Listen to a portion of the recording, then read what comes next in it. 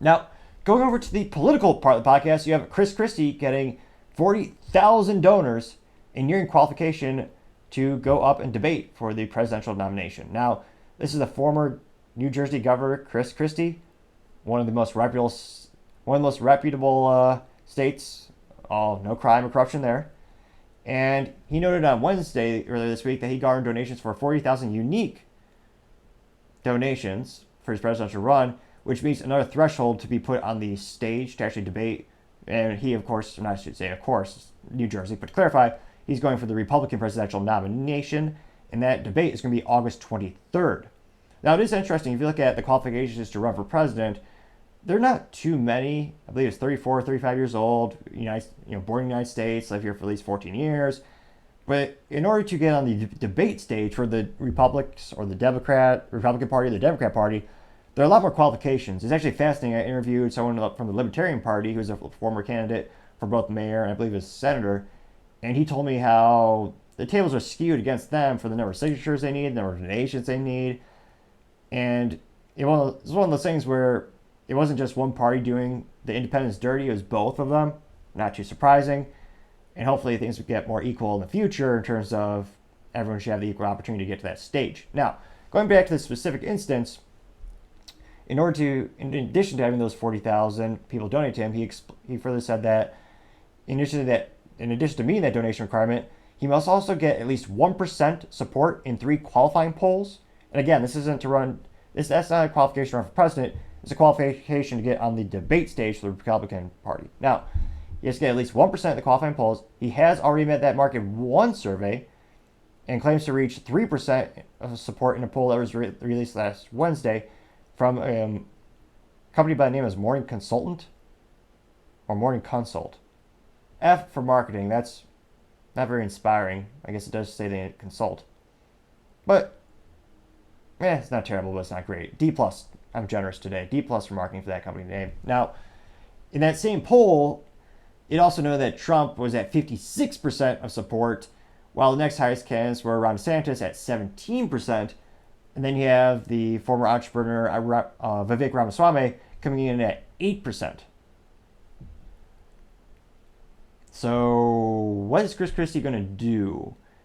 A lot of people point to his historicals back, I believe it was the 2016 election, in which he did have a huge statistical jump. I believe it was from 1% to 6%, which is a huge, multiplier. But in terms of the whole pie, it wasn't enough. Granted, it's still an accomplishment just to get on the stage for a lot of people. But it'd be interesting to see what are his goals for this initiative. Can he get enough support? Because he's going to just get within shooting distance or just ballpark of Trump.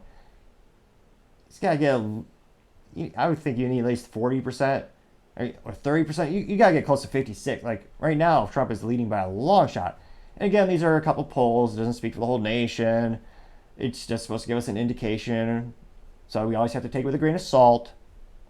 But it'll be interesting to see what his goals are. Now, is tradition when you have these debates on the stage in which all the candidates or the presidential nominees, they all take an oath in which they agree, hey, if I'm not nominated, I will still throw my support around behind the candidate who does run for office.